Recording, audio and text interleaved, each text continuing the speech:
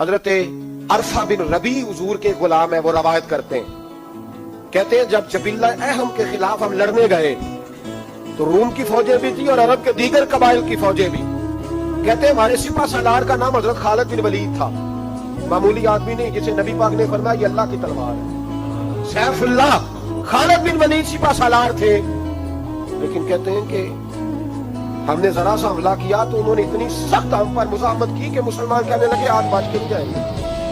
कहते हम सारे खालिद बिन वलीद के करीब गए, ये कोई हमने नहीं हवाला लिखा, ये तारीख इस्लाम, वो सारे मसालक पढ़ते। कहा हजरत खालिद बिन वलीद से कि हुजूर मसला क्या है, किसी जंग में पीछे नहीं उठे, आज क्या हुआ। जनाब खालिद बिन वलीद कहने लगे मेरी टोपी घर रह गई, मेरी कोई नहीं समझ आई आपको, मेरी तो मैं कहा हजरत साहब टोपी हमसे ले लें। कहने लगे वो वाली नहीं, मेरे वाली रह गई है। टोपी का जंग से क्या मतलब हुआ, तलवार से क्या मतलब हुआ। तो आप फरमाने लगे मैंने अपनी टोपी में नबी पाक के 3 बाल मुबारक सिए हुए, 3 मुंह मुबारक, उम्मत गौर करे इस बात पर, 3 मुंह मुबारक है टोपी के अंदर सिए हुए।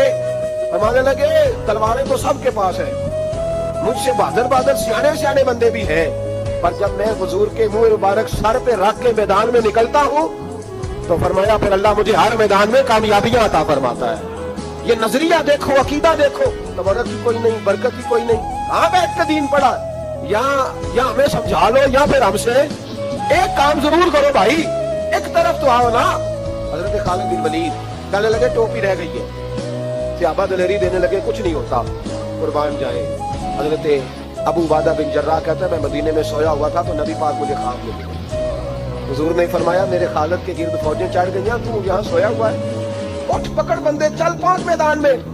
कहते मैंने, हजरत अबू उबादा बिन जर्राह कहते मैं सुबह उठते ही मैंने लश्कर तैयार किए, घोड़े दौड़ाए, मदद के लिए निकले। जब हम रास्ते में जा रहे थे तो एक हमें नौजवान मिला घोड़े पे, सरपट घोड़ा दौड़ा रहा है और बड़ी उसकी तेजी है। कहते हमने आवाज दी तो उसने और तेज कर दिया, हजरत खालिद बिन वलीद के मैदान के करीब पहुंच गया।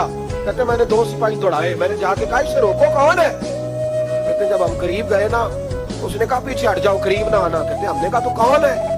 कहने लगे मैं हजरत खालिद बिन वलीद की ज़ौजा हूँ, मैं उनकी अहलिया हूँ। तो कहा आप किधर जा रही हैं। कहने लगी वो मुंह मुबारक वाली टोपी घर भूल गए थे, और टोपी भूल गए थे, सारे राज नहीं जानते, मैं बीवी हूँ, मैं जानती हूँ कि खालिद को कामयाबी मिलती थी मुस्तफा के तबर्रुक की बरकत से, वो टोपी भूल गया है, मसला बन गया होगा, टोपी पे नजर पड़ी है तो मुझे कोई और मिला नहीं तो मैं खुद देने जा रही हूँ। हजरत अबू उबादा बिन जर्राह कहते हमने कहा कि हमें दे दो बहन, हम दे देंगे। कहने लगे नहीं, हमें पता है इसका अदब किस तरह करना है, क्योंकि हमारे घर में रहती है तो हमें पता है अदब। और यारो अगर ये जायका ही नहीं तो फिर तुझे हुजूर की इज्जत का पता ही नहीं, अगर तू हुजूर के तबर्रुक से आशना ही नहीं फिर तुझे पता ही नहीं रसूलुल्लाह के मकाम का। इकबाल कहने लगे अगर बाउना रसीदी तमाम बोल हदीस, अगर तू हुजूर के कदमों तक नहीं पहुंचा फिर तो अबू लाभ के खाते में जाएंगी तेरी नमाजें।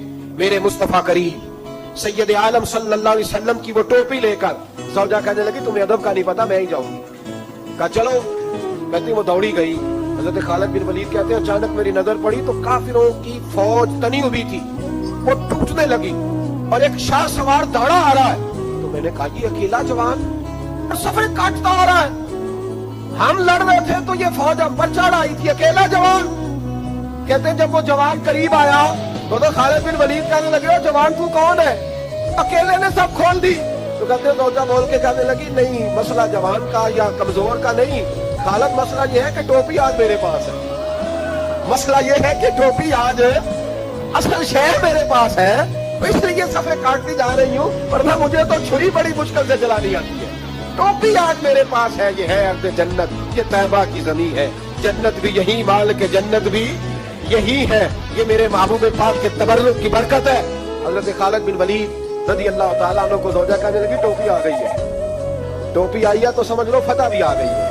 हजरत खालिद बिन वलीद ने टोपी पहनी, उतनी देर में हजरत अबू उबादा बिन जर्राह भी आ गए। कहने लगे तगड़े रहना पहुंच गए हैं। तो हजरत खालिद बिन वलीद कहने लगे नाम भी पहुंचते तो खैर थी, अब मुस्तफा के बाल मुबारक पहुंच गए, अब हुजूर के मुंह मुबारक है। और भाइयों ये तबर्रुक हुजूर जहां रुके, सही बुखारी सही बुखारी हवाला मेरे जिम्मे। तू तो मस्जिद नबी की दीवार नहीं ना चूमने देता, तू तो हजरत हलीमा के घर का बोसा नहीं ना लेने देता। सही बुखारी।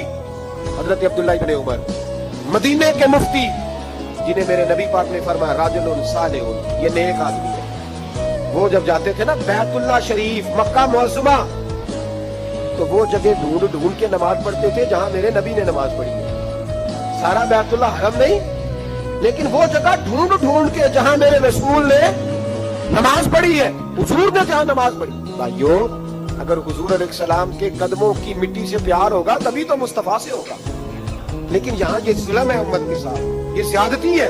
मैं कहता हूँ कि यहाँ हमें बताओ इन हदीसों का क्या तर्जुमा करें, कुरान मजीद की आयात का क्या तर्जुमा।